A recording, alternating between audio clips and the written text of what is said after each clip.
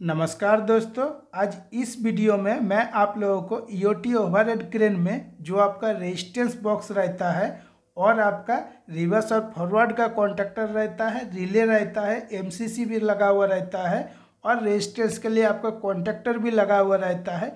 इसमें आपका क्या क्या प्रॉब्लम और फॉल्ट क्या क्या आता है, इसके बारे में आज इस वीडियो में मैं आप लोगों को पूरा डिटेल्स में समझाऊंगा और बताऊंगा जब फॉल्ट आए तो आपको किस तरह ठीक करना है।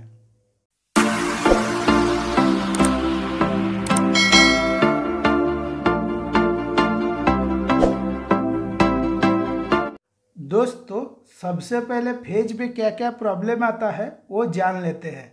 दोस्तों, फेज सर्किट में आपका क्या होता है, जो हमारा ये एमसीसीबी है, एमसीसीबी में क्या होता है, कभी कभी जो हमारा ये आरओआईबी सप्लाई है, आरओआईबी सप्लाई आपका शॉर्ट सर्किट के चलते आपका ट्रिप होता है।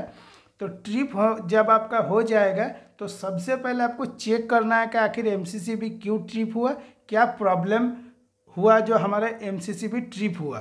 तो दोस्तों, कभी कभी क्या होता है, ये एमसीसीबी आपका सिंगल फेज हो जाता है। आप जब ये ट्रिप हो जाएगा तो नीचे तरफ दबाने के बाद जब आप ऊपर तरफ आप उठाते हैं तो क्या होता है, आपका सिंगल फेज हो जाता है। इसमें आपका ज़्यादातर सिंगल फेज का ही प्रॉब्लम आता है। और दोस्तों, चाहे आपका रिवर्स हो या फॉरवर्ड हो या आपका थर्मल ओवरलोड रिले हो, फेज सर्किट में आपका ज़्यादातर प्रॉब्लम आएगा सिंगल फेज का। जैसे आपका ईओटी ओवरहेड क्रेन में स्लिवरिंग मोटर रहता है, तो स्लिवरिंग मोटर में आपका ज़्यादातर क्या होता है, जार्किंग लोड मिलता है। मतलब जैसे एक बार रिवर्स साइड चला रहा है तो एक बार फॉरवर्ड साइड चला रहा है, तब क्या होता है दोस्तों, ये जो हमारा इनकमिंग सप्लाई है आरओआईबी, यहाँ पे क्या होता है कि अनबैलेंस एम्पियर लेता है। कभी आपका 50 एम्पियर लेता है तो कभी आपका 60 एम्पियर लेता है, कभी आपका 100 एम्पियर लेता है। सेम टू सेम आपका क्या होता है दोस्तों, ये जो हमारा थर्मल ओवरलोड रिले आपका लगा हुआ रहता है, थर्मल ओवरलोड रिले में तो आप एक एम्पियर में जाकर सेट कर देते हैं कि हमारा जो मान लीजिएगा 50 एम्पियर एक मोटर में लोड ले रहा है, तो 50 एम्पियर में आप सेट कर दिए, थोड़ा सा कम में ही सेट किए, ज़्यादा में नहीं करना पड़ता है। स्लिवरिंग मोटर में क्या होता है, थोड़ा सेफ्टी रखना ज़रूरी है, थोड़ा कम में सेटिंग कीजिएगा तब ठीक रहता है। अगर ज़्यादा में कर दीजिएगा तो जब कुछ भी प्रॉब्लम होगा तो रिले में ही ज़्यादा प्रॉब्लम आ जाएगा, पूरा सर्किट बैठ जाता है। तो कभी भी आपका ईओटी ओवरहेड क्रेन में रिले को ज़्यादा में सेट नहीं करना है, प्रॉब्लम देखना है कि हमारा एम्पियर क्यों ज़्यादा ले रहा है। तो दोस्तों, ये हमारा तो एमसीसी भी कभी कभी आपका सिंगल फेज हो जाता है, यही प्रॉब्लम आपका एमसीबी में आता है। रिवर्स और फॉरवर्ड जो पावर कॉन्टैक्टर है, तो पावर कॉन्टैक्टर में आपका क्या प्रॉब्लम आता है। पावर कॉन्टैक्टर में दोस्तों जो सिंगल फेज का प्रॉब्लम आता है, ज़्यादातर आप देखिएगा किट खराब होने का ही प्रॉब्लम मिलता है।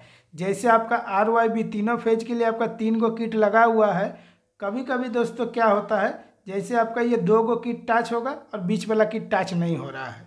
कभी कभी क्या होता है, इसके बीच में जो हमारा पावर कॉन्टैक्टर रहता है, इसका जो मूविंग पार्ट है, ये कभी कभी जाम हो जाता है। और दोस्तों, कभी कभी क्या होता है, जैसे हमारा रिवर्स साइड चल रहा है और फॉरवर्ड साइड आपका नहीं चल रहा है, तो रिवर्स साइड जब हमारा चल रहा है मतलब आरओआईबी सप्लाई मिल रहा है, और फॉरवर्ड साइड जब चल रहा है तब आपका आरओआईबी सप्लाई नहीं मिल रहा है। तो इसको किस तरह ठीक करना है, सबसे पहले दोस्तों ये जो रिवर्स और फॉरवर्ड का पावर कॉन्टैक्टर है, ये एमसीसीबी बंद करके आपको ये दोनों को चेक करना है कंट्रोलिंग सप्लाई में, कि 110 वोल्ट सप्लाई इसका दिया हुआ रहता है दोनों रिवर्स और फॉरवर्ड कॉन्टैक्टर में। तो सबसे पहले एमसीसीबी बंद करके आपको चेक करना है कि हमारा दोनों कॉन्टैक्टर ऑपरेट हो रहा है या नहीं हो रहा है। कभी कभी दोस्तों क्या होता है कि रिवर्स वाला आपको ऑपरेट होता है, फॉरवर्ड वाला ऑपरेट नहीं हो रहा है, तो आपको पता ही नहीं चलेगा आखिर प्रॉब्लम क्या है। सबसे पहले दोस्तों कंट्रोलिंग चेक हो गया। कंट्रोलिंग चेक होने के बाद जब आप फेज सप्लाई दे रहे हैं तभी आपका क्या हो रहा है कि मोटर आवाज़ कर रहा है, रिवर्स साइड में आपका चल रहा है और फॉरवर्ड साइड में आपका आवाज़ कर रहा है। तो उस टाइम दोस्तों क्या करना है, ये जो रिवर्स साइड है, रिवर्स साइड में आपका कुछ भी प्रॉब्लम नहीं है जो आपका चल रहा है, उस टाइम फॉरवर्ड साइड में आपका कॉन्टैक्टर का किट चेक करना है। चाहे आपका कॉन्टैक्टर का मूविंग पार्ट खराब हो या आपका किट खराब हो, ज़्यादातर दोस्तों किट का ही प्रॉब्लम ज़्यादा मिलता है। सीमेंस का कॉन्टैक्टर लगा हुआ रहता है अगर ईओटी ओवरहेड क्रेन में, तो आपका सिंगल फेज का प्रॉब्लम कम मिलता है। ज़्यादा उसका क्या होता है कि मूविंग पार्ट जो लगा हुआ रहता है, जिससे आपको आप मतलब ओपन क्लोज होता है, वो उसी को हम लोग मूविंग पार्ट बोलते हैं। वही क्या होता है, जब आपका ऑन होता है तो ये जो किट है, किट के साथ आपका एनसी बनता है। जब एनसी बनेगा तभी आपका आरओआईबी सप्लाई सिल्वरिंग मोटर तक पहुंचता है। तो दोस्तों ये हो गया हमारा दोनों पावर कॉन्ट्रैक्टर का प्रॉब्लम। अभी दोस्तों जो हमारे ये thermal overload relay, thermal overload relay में क्या प्रॉब्लम होता है, ज़्यादातर ईओटी ओवरहेड क्रेन में जो हमारा ये पैनल साइड है, पैनल साइड में आपका कब प्रॉब्लम होता है, जब आपका आउटपुट में, जैसे ये आरओआईबी आपका मोटर में जा रहा है तो मोटर में किस तरह जाता है, पैनल से निकला, पैनल से निकलने के बाद केबल टॉली लगा हुआ रहता है, केबल टॉली होने के बाद आपका मोटर में जाता है। तो जब भी आपका सिंगल फेज का प्रॉब्लम आए, यहाँ पे तो आपको बहुत स्पीड में चेक करना है। मैं जो आपको बाल फोल्डर बनाना सिखाया हूँ उसी तरह आपको एगो सीरीज लैम्प का बाल फोल्डर बनाना है। अगर आप बाल फोल्डर वाला वीडियो नहीं देखे हैं तो वीडियो देख लीजिएगा, उसके बाद एक बाल फोल्डर बना लीजिएगा, उससे बहुत सुविधा होता है। उसमें फेज टू फेज आप चेक कर सकते हैं, 1-2 सेकंड के अंदर आप फेज टू फेज चेक कर लीजिएगा कि हमारा पैनल में प्रॉब्लम है या नहीं है, पैनल में प्रॉब्लम है ना केबल टॉली में प्रॉब्लम है, इसको तो आपको कन्फर्म करना पड़ेगा ना। थर्मल ओवरलोड रिले भी ठीक है, फिर भी आपका मोटर नहीं चल रहा है, तब आपको एमसीसी भी ऑन है। ये जो रिले के पास है, रिले के पास आपका आरओआईबी तीनों निकल रहा है, यहाँ पे आपका बाल फोल्डर से चेक करना है कि हमारा तीनों फेज आ रहा है कि नहीं आ रहा है। कभी कभी दोस्तों क्या होता है, जो केबल टॉली रहता है, केबल टॉली में आपका केबल शॉर्ट हो जाता है, केबल शॉर्ट होने के चलते ये जो थर्मल ओवरलोड रिले है ये आपका ख़राब हो जाता है। क्या ख़राब होता है, 2 फेज आपका ठीक रहता है लेकिन बीच वाला फेज आपका ख़राब हो जाता है। चाहे बीच वाला ख़राब हो या आपका आर खराब हो या आपका बी खराब हो, ये तीनों में से कोई भी एक पेज खराब होता है जब आपका केबल टॉली में जाकर केबल शॉर्ट होता है। ये दोस्तों हमेशा नहीं होता है, कभी कभी आपका रिले खराब हो जाता है। तो दोस्तों मैं जिस तरह आपको बाल फोल्डर बनाना सिखाया है उसी से आपको चेक करना है। यहाँ पे पैनल में चेक कर लिए, उसके बाद आपको क्या करना है, सीधा मोटर टर्मिनल में आपको चेक करना है। तो जिस टाइम आप चेक करिएगा, जब अगर फेज सप्लाई में प्रॉब्लम है तो रेजिस्टेंस बॉक्स में आपको कुछ भी चेक नहीं करना है, डायरेक्ट आपको आरओआईबी तीनों फेज आपका मोटर में स्टार्टर में क्यों नहीं पहुंच रहा है वो देखना है। तो आप पैनल में देख लिए, पैनल में देखने के बाद सीधा आपको मोटर टर्मिनल में देखिएगा कि आपका तीनों फेज आ रहा है या नहीं आ रहा। अगर आपका मोटर टर्मिनल में तो आपका तीनों फेज नहीं आ रहा है तभी आपका नहीं चल रहा है, इसीलिए सिंगल फेज हम लोग बोल रहे हैं। तो दोस्तों मोटर टर्मिनल में जब आप बाल फोल्डर से चेक कीजिएगा तब आपको तो जलेगा नहीं, 2 फेज में जलेगा, 1 फेज में नहीं जलेगा। तब आपको समझना है पैनल से लेकर आपका मोटर टर्मिनल तक जो केबल टॉली में केबल लगा हुआ है वो केबल कहीं कट गया है। और ये जो केबल कटने का प्रॉब्लम रहता है, केबल जोड़ने में हालत ख़राब हो जाता है प्राइवेट कंपनी में, इतना ख़राब हो जाता है कि ढूंढने पे मिलता नहीं है कि आखिर केबल कहाँ पे कटा है। तो दोस्तों पार्ट टू पार्ट चेक करना है।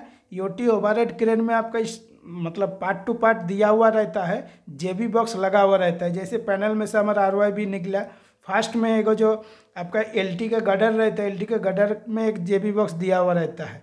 तो उस जेबी बॉक्स में आपको देखना है कि यहाँ पे केबल कटा है या नहीं कटा है, या आपका उसके बाद एक सीटी के ऊपर भी जेबी बॉक्स दिया हुआ रहता है, वहाँ देखना है कि आपका केबल कटा है या नहीं कटा है। तो ये सब क्या होता है दोस्तों, ये थोड़ा स्पीड में करना पड़ता है। प्राइवेट कंपनी में क्या होता है कि जितना स्पीड में आप काम करके दीजिएगा उतना ही आपका नाम होगा। अगर एक काम करने में 2-4 घंटा लगा दीजिएगा तब बोलेगा ये इलेक्ट्रीशियन ठीक नहीं है। तो दोस्तों इसी तरह आपका फेज सर्किट चेक करना है और रेजिस्टेंस बॉक्स किस तरह आपको कनेक्शन करना है और क्या क्या प्रॉब्लम आता है वो मैं आपको बता रहा हूँ। रेजिस्टेंस बॉक्स में आप लोगों को मैं शुरू में वीडियो में बताया हूँ, अगर वो सब वीडियो नहीं देखे हैं तो देख लीजिएगा। मैं रेजिस्टेंस का वीडियो इससे पहले भी बना चुका हूँ। तो रेजिस्टेंस के लिए हम यहाँ पे 3 स्टेप का बना है, R1, R2 और R3। हमारा तीनों रेजिस्टेंस का कॉन्टेक्टर हो गया। और जो हमारा रेजिस्टेंस में सिल्वरिंग मोटर रहता है, सिल्वरिंग मोटर का कनेक्शन हम लोगों को किस तरह देना पड़ता है। सिल्वरिंग मोटर में आपका जो मोटर टर्मिनल होता है जिसमें हमारा रोटर का कनेक्शन रहता है, उसमें KLM लिखा हुआ रहता है, उसी में आपको कनेक्शन देना है। DEF का कनेक्शन रोटर में करना है। तो रेजिस्टेंस बॉक्स दोस्तों किस तरह काम करता है, जैसे हमारा D हो गया, E हो गया, F हो गया। तो ये तो हो गया हमारा ये रोटर का कनेक्शन के लिए। तो ये रोटर जो आपका काम कर रहा है ये किस तरह कर रहा है, पहले क्या होता है दोस्तों, जैसे D1, E1, F1, ये जो हमारा 1 नंबर का कॉन्टेक्टर है ये रेजिस्टेंस 1 का कॉन्टेक्टर है। ये क्या होता है, यहाँ से आपका सीधा आने के बाद एगो रेजिस्टेंस का कॉन्टेक्टर रहता है। जैसे ये कॉन्टेक्टर है इसी तरह आपका कॉन्टेक्टर रहता है, यहाँ पे शॉर्ट होता है, स्टार बनता है और कोई कोई क्रेन में आपका डेल्टा बनता है। तो D1 E1 F1 एक नंबर में आपका शॉर्ट होगा और 2 नंबर में आपका D2 E2 F2 शॉर्ट होगा और 3 नंबर में आपका D3 E3 F3 शॉर्ट होगा। मैं इसको क्लियर इसलिए बना दिया हूँ कि आप लोगों को बहुत बढ़िया से समझ में आ जाए कि रेजिस्टेंस बॉक्स में हमारा जितना भी टर्मिनल रहता है कि टर्मिनल क्या क्या रहता है। जब भी आप कोई भी यूटी ओवरहेड क्रेन में काम कीजिएगा आपको सेम टू सेम टर्मिनल देखने के लिए मिलेगा। अगर आपका DEF है ये तो हमारा रोटर का हो गया और F1 F2 F3 मतलब आपका 3 स्टेप का रेजिस्टेंस है और ये जो D को लेकर 4 स्टेप का होगा तो आपको कुछ दिक्कत नहीं है, आपको सेम टू सेम यही चीज़ देखने के लिए मिलेगा, इससे कुछ भी अलग नहीं मिलेगा, ये मेरा गारंटी है। मैं जिस तरह आप लोगों को समझाता हूँ वीडियो का अगर शुरू से लेकर लास्ट तक देखिएगा एक बार टाइम निकाल के तो आपको काम करने में कुछ भी दिक्कत नहीं होगा।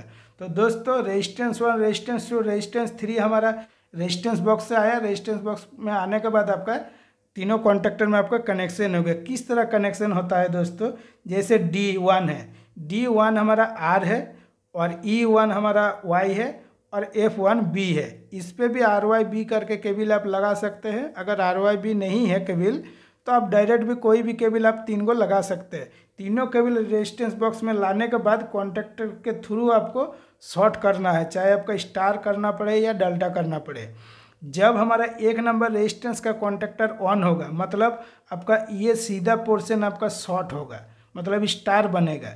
ये जब स्टार बनेगा तब आपका क्या होगा, मोटर थोड़ा सा, ये जो मोटर है ये मोटर आपका थोड़ा सा स्पीड बढ़ेगा और जब आपका रेजिस्टेंस 2 पकड़ेगा तब आपका ये सीधा शॉर्ट होगा। यहाँ से आने के बाद केबल यहाँ आकर शॉर्ट होगा। जो आपका रेजिस्टेंस का कॉन्टेक्टर लगा हुआ है कॉन्टेक्टर में, मतलब कॉन्टेक्टर आपका ऑन होगा तब आपका ये पोर्शन शॉर्ट होता है, मतलब स्टार बनता है। तब आपका क्या होगा, मोटर थोड़ा सा और स्पीड बढ़ेगा। जब आपका 3 नंबर रेजिस्टेंस कॉन्टेक्टर ऑन होगा तब आपका यहाँ पे सीधा सीधा शॉर्ट होगा। ये सीधा आने के बाद आपका रेजिस्टेंस का कॉन्टेक्टर 3 नंबर में आकर स्टार बनेगा। तब आपका क्या होगा, 2 नंबर और 1 नंबर से आपको कोई मतलब नहीं है, 3 नंबर से आपका रेजिस्टेंस चल रहा है, मतलब मोटर आपका फुल स्पीड में चलने लगेगा। तो दोस्तों ये जो रेजिस्टेंस बॉक्स है, रेजिस्टेंस बॉक्स का कनेक्शन इसी तरह रहता है और इसी तरह ऑपरेट होता है। 1 नंबर में हमारा थोड़ा स्पीड बढ़ता है, 2 नंबर में उससे थोड़ा बढ़ता है, 3 नंबर में आपका पूरा फुल स्पीड में चलता है। रेजिस्टेंस बॉक्स में क्या होता है, जो आपका ये रेजिस्टेंस 1 रेजिस्टेंस 2 रेजिस्टेंस 3 ये जो आपका 3 कॉन्टेक्टर रहता है, ये तीनों कॉन्टेक्टर का आपका जो किट है ना, ये किट आपको बहुत बढ़िया से चेक करना है। ज़्यादा आपका किट का ही प्रॉब्लम होता है और आपका किट आपका ख़राब हो जाता है। किस तरह होता है, कंटिन्यू अगर आपका यूटी ओवरहेड क्रेन चलता रहता है तो उस टाइम आपका कॉन्टेक्टर का किट में प्रॉब्लम आता है। और कभी कभी दोस्तों ये जो रेजिस्टेंस का कॉन्टेक्टर है इसका कॉयल जल जाता है, मतलब जो कॉन्टेक्टर में हम लोग 110 वोल्ट का कॉयल रहता है, कॉयल आपका ख़राब हो जाता है या डैमेज हो जाता है। तो जब भी आपका ख़राब हो जाए, मैं जो पीछे वाला वीडियो में आप लोगों को बताया हो कि किस तरह बाल फोल्डर से चेक करना है, तो जो हमारा ये पावर कॉन्टेक्टर है, पावर कॉन्टेक्टर में हम लोग जानते हैं एक A1 होता है और एक A2 होता है। तो हमारा जो बाल फोल्डर है, बाल फोल्डर से आपको चेक करना है। सीधा जो मैं डबल सीरीज वाला बाल फोल्डर बनाना आप लोगों को सिखाया हूँ, A1 A2 में आपको लगाना है। लगा के देखना है कि हमारा सप्लाई आ रहा है या नहीं आ रहा है। अगर आपका सप्लाई आएगा तो बाल फोल्डर जरूर जलेगा। तो उस टाइम क्या करना है, रेजिस्टेंस का 1 नंबर कॉन्टेक्टर हो, 2 नंबर या 3 नंबर, जो खराब रहेगा उसको अपना डायरेक्ट नया कॉन्टेक्टर लगा देना है या कॉइल चेंज कर देना है। कभी कभी दोस्तों कॉन्टेक्टर का कॉइल जल जाता है तो ये A1 A2 कॉइल में अगर आप लगा के नहीं चेक करिएगा तो आपको कभी भी पता नहीं चलेगा।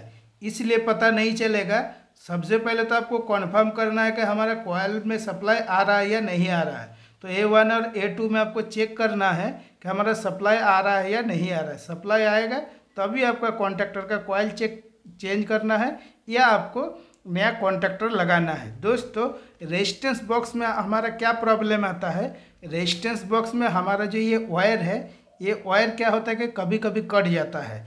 कोई कोई ईओटी ओवरहेड क्रेन में आपका प्लेट सिस्टम रहता है, कोई कोई क्रेन में आपका वायर सिस्टम रहता है। तो ये वायर जब कट जाता है तो आप देख लीजिए आपका ये जो पीछे में तो स्टार बन रहा है, तो यहाँ से यहाँ तक आपका एफ का पॉइंट आ रहा है। मान लीजिए बीच में से आपका कट गया, तो आपको क्या करना है, सीधा बात, अगर बीच में कट गया तो आपको दोनों को जोड़ देना है। जोड़ देने से आपको कुछ भी प्रॉब्लम नहीं होता है। थोड़ा थोड़ा बढ़िया से जोड़िएगा, मतलब हल्का फुल्का जोड़िएगा तो गर्म होकर कट जाएगा दोबारा। तो जब भी जोड़िएगा पूरा टाइट करके जोड़िएगा, तब क्या होगा, बहुत दिन चलता रहेगा। इसको चेक किस तरह करना है कि हमारा कट गया या नहीं कटा है। जैसे एफ है, एफ के साथ डी देखिएगा और आपका ई के साथ एफ देखिएगा। ये तीनों के साथ डी ई एफ जब चेक करिएगा, अगर रेजिस्टेंस बॉक्स आपका कटा हुआ रहेगा तो आपको कॉन्टीन्यूटी नहीं आएगा। मैं मल्टीमीटर किस तरह आपको चलाना है उसका भी वीडियो बनाया हूँ। अगर आपको कॉन्टीन्यूटी चेक करना नहीं आता तो मेरा मल्टीमीटर वाला वीडियो देख लीजिएगा, तब आपको वो भी चेक करना आ जाएगा। दोस्तों और एक क्या होता है, इसका आसान और एक चेकिंग है। जो हमारा ये 3 फेज सप्लाई से मोटर, जो सिल्वरिंग मोटर है, सिल्वरिंग मोटर में हम लोग क्या जानते हैं, जो हमारा स्टेटर साइड होता है, स्टेटर साइड में हम सप्लाई देते हैं तो रोटर में आपका वोल्टेज निकलता है। कितना वोल्टेज निकलता है दोस्तों, 270 वोल्ट भी निकलता है, 115 वोल्ट भी निकलता है। मोटर का नेम प्लेट देखिएगा, नेम प्लेट देखने के बाद आपको कंफर्म हो जाएगा कि हमारा रोटर से कितना वोल्ट निकलता है। तो आपका मोटर से जो ये DEF में आपका आ रहा है कनेक्शन, कहाँ से आ रहा है दोस्तों, ये जो हमारा मोटर का जो टर्मिनल है, मोटर टर्मिनल से एक केबल सीधा हमारा आ जाता है। जो हमारा रोटर साइड है, रोटर में जो आपका DEF में कनेक्शन होता है, जो टर्मिनल में आपका KLM रहता है, उसका एक केबल सीधा आकर आपका DEF में लगता है। तो जब भी अगर आपको चेक करना होगा तब आप क्या कीजिएगा, पावर कॉन्टैक्टर ऑन किए, DEF में ये रेजिस्टेंस बॉक्स से तार आप खोल दीजिएगा। तीनों खोल के पहले केबल चेक करिएगा कि आपका केबल ठीक है या नहीं है। कभी कभी दोस्तों क्या होता है, रेजिस्टेंस बॉक्स का आपका केबल कट जाता है, तो उसके चलते क्या होता है कि रिवर्स और फॉरवर्ड, मतलब रिवर्स और फॉरवर्ड जब चलेगा तब मोटर बहुत आवाज़ करता है। जब भी आवाज़ करेगा तभी आपको सबसे पहले आपका मोटर से जो DEF है, रेजिस्टेंस बॉक्स से तार खोल दिए, तार खोल के आपको देखना है कि वोल्टेज आ रहा है नहीं आ रहा है। 270 या 115 वोल्ट जरूर आएगा, या कोई कोई क्रेन में आपको उससे ज़्यादा भी देता है। स्टेटर में आप सप्लाई दिए तो रोटर में आप वोल्टेज चेक कर लिए। मैं जिस तरह बोल रहा इसी तरह वोल्टेज चेक करिएगा। अगर मान लीजिए आपका केबल कटा हुआ नहीं है, तब ये रेजिस्टेंस बॉक्स से कोई वायर कट गया है, चाहे आपका D का काटे, E के काटे, F का काटे, सब तो पार्ट टू पार्ट रहता है, मतलब एक साथ पीछे में जाकर शॉर्ट होता है। जब अगर ये पीछे वाला तार कट जाएगा तब भी आपको कन्फर्म हो जाएगा। जब मल्टीमीटर से कॉन्टीन्यूटी में चेक करिएगा, कॉन्टीन्यूटी में चेक कीजिएगा तो कोई दिक्कत नहीं होता, कॉन्टीन्यूटी में आपका अच्छा बताता है। अगर वैल्यू थोड़ा अप डाउन बताता है लेकिन साउंड आ रहा है, मतलब जैसे E और M में लगाए तो आपका साउंड आ रहा है मल्टीमीटर में, मतलब ये आपका ठीक है। और D के साथ E देखिएगा वो भी ठीक है। कभी कभी दोस्तों क्या होता है कि रेजिस्टेंस बॉक्स में इतना ज़्यादा प्रॉब्लम आने लगता है कि सारा केबल खोल कर देखना पड़ता है। जैसे आपका मान लीजिए ये 3 फेज सप्लाई जा रहा है, तो एक मोटर क्या होता है आपका सिंगल फेज में जल गया। अधिकांश आपका प्राइवेट कंपनी में जब भी आप कोई मोटर देखिएगा तो आपको देखने के लिए मिलेगा कि सिंगल फेज में हमारा मोटर जल गया। तो आखिर सिंगल फेज हुआ क्यों, तो सिंगल फेज तो मैं इसके बारे में पूरा बताया हूँ। अगर वीडियो को शुरू से लेकर लास्ट तक देखे हैं तो आपको सिंगल फेज में मोटर क्यों जलेगा वो आपको पता चल जाएगा।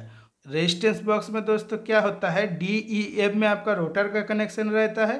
तो रोटर में क्या होता है, जैसे रेजिस्टेंस 1, रेजिस्टेंस 2, रेजिस्टेंस 3, ये तीनों कॉन्टैक्टर आपका ऑन तो होना चाहिए जिस हिसाब से हमारा ज़रूरत है। मान लीजिएगा पूरा लोड उठा रहा है, पूरा लोड उठा रहा है, मान लीजिएगा 5 टन 10 टन जब भी उठाए, तब क्या होता है कि आपका 3 नंबर रेजिस्टेंस तो पकड़ना चाहिए। कभी कभी दोस्तों क्या होता है, आपका रोटर शॉर्ट का प्रॉब्लम आ जाता है। सिल्वरिंग मोटर में कभी कभी आपका रोटर शॉर्ट हो जाता है। तो रोटर शॉर्ट कब होगा, जब मान लीजिए रेजिस्टेंस 2 नंबर और 3 नंबर आपका पकड़ नहीं रहा, मोटर स्लो चल रहा है, तो आपका रेजिस्टेंस 1 नंबर से ही चल रहा है। तो ये कब तक चल रहा है, ड्राइवर आपको बोल रहा है कि हमारा क्रेन स्लो चल रहा है, तब तो आपको जाके देखना पड़ेगा कि मेरा रेजिस्टेंस का सारा कॉन्टैक्टर पकड़ रहा है या नहीं पकड़ रहा है, मतलब सारा कॉन्टैक्टर आपका ऑन हो रहा है या नहीं ऑन हो रहा है। अगर ऑन हो रहा है, मान लीजिए आप बाहर से देख रहे हैं कहाँ ठीक है हमारा ऑन हो रहा है, फिर भी आपको क्या करना है, अगर प्रॉब्लम सॉल्व नहीं होता है तो रेजिस्टेंस का जो आपका कॉन्टैक्टर है, कॉन्टैक्टर का ढक्कन खोलना है, ढक्कन खोल कर उसका किट चेक करना है। किट चेक कीजिएगा तब आपको पता चल जाएगा कि आखिर प्रॉब्लम क्या है। किट आपका जो ये हमारा कॉन्टैक्टर है, इसका किट जब आप चेक करिएगा तो मान लीजिएगा किस तरह चेक करना है। कॉन्टैक्टर आपका ऑन हो गया, तब ये जो आपका स्टार पॉइंट है, स्टार पॉइंट आप खोल दीजिएगा। खोल के आपको चेक करना है, कंटिन्यूटी में चेक करना है, और उस टाइम आपका एमसीसी भी सप्लाई बंद करके रखना है। सिर्फ कंट्रोल सप्लाई में आपको चेक करना है। अगर आपका यहाँ पे ठीक आ रहा है कंटिन्यूटी, तब तो कोई प्रॉब्लम नहीं है। अगर कोई प्रॉब्लम रहेगा तब आपका कंटिन्यूटी किट में नहीं आएगा। कभी कभी दोस्तों क्या होता है, हमारा तो रेजिस्टेंस का कॉन्टैक्टर बाहर से देखने के लिए लगता है कि हमारा तीनों ऑन है, लेकिन ऑन रहता है, लेकिन क्या होता है अंदर में किट आपका टच होता नहीं है। अब एक दिन टच नहीं हुआ, 2 दिन टच नहीं हुआ, इसी तरह आपका मोटर चल रहा है। चलते चलते क्या होता है कि एक दिन आपका रोटर शॉर्ट हो जाता है। जब रोटर शॉर्ट होगा तब आप जाकर पूरा रेजिस्टेंस को चेक करते हैं, और आपको प्रॉब्लम भी मिल जाता है कि आखिर ये रेजिस्टेंस के चलते ये रोटर हमारा शॉर्ट हो गया। और दोस्तों कभी कभी रोटर क्या होता है, आपका डस्ट के चलते भी शॉर्ट हो जाता है, या बाइंडिंग का कुछ प्रॉब्लम रहता है, फिर भी आपका शॉर्ट हो जाता है। ज़्यादातर आपका स्लीवरिंग मोटर में रोटर शॉर्ट का ही प्रॉब्लम आता है, स्टार्टर में ज़्यादा प्रॉब्लम आता नहीं है। तो दोस्तों रेजिस्टेंस बॉक्स में आपका वायर जो अगर कट जाएगा तो वायर कटने के बाद आपका रिवर्स फॉरवर्ड में आवाज़ करेगा। चाहे अगर आपका डी का वायर कट जाए, या ई का कट जाए, या एफ का कट जाए, काहे कि रेजिस्टेंस बॉक्स से ही आपका एक केबल आपका केबल टॉली हो के आपका रेजिस्टेंस बॉक्स में आता है। जैसे आपका मोटर कहाँ लगा हुआ रहता है, सीटी में लगा हुआ रहता है, तो सीटी तो आपका हमेशा कंटिन्यू चलता रहता है, तो उसके साथ आपका केबल टॉली भी चलता रहता है। तो केबल टॉली में क्या होता है कि कभी कभी रेजिस्टेंस बॉक्स का भी केबल कट जाता है, मतलब जो मोटर से आपका रेजिस्टेंस बॉक्स तक केबल आ रहा है, ये केबल आपका कभी कभी कट जाता है। तो क्या होता है कि रिवर्स फॉरवर्ड में आपका आवाज़ कर रहा है, फिर भी क्रेन चल रहा है। तो जब भी आपका रिवर्स फॉरवर्ड में आवाज़ आए तो सबसे पहले आपका DEF का केबल खोलना है। खोल के देखना है कि हमारा कंटिन्यूटी आ रहा है या नहीं आ रहा है। किस तरह देखना है, ये जो दोस्तों रेजिस्टेंस बॉक्स में DEF है, ये एक टर्मिनल है, ये टर्मिनल से आपको केबल पूरा खोल देना है, तब आपके पास आ जाएगा D, E और F। ये तीनों केबल को आपको कंटिन्यूटी चेक करना है। कंटिन्यूटी चेक करिएगा तब आपको पता चल जाएगा कि हमारा रेजिस्टेंस का केबल कट गया है।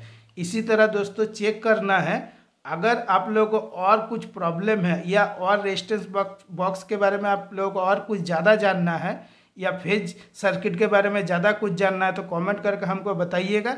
मैं आप लोगों को पूरा रिप्लाई दूंगा और पूरा समझाऊंगा कि क्या क्या करना है, और क्या क्या प्रॉब्लम होता है, और क्या क्या प्रॉब्लम हो रहा है।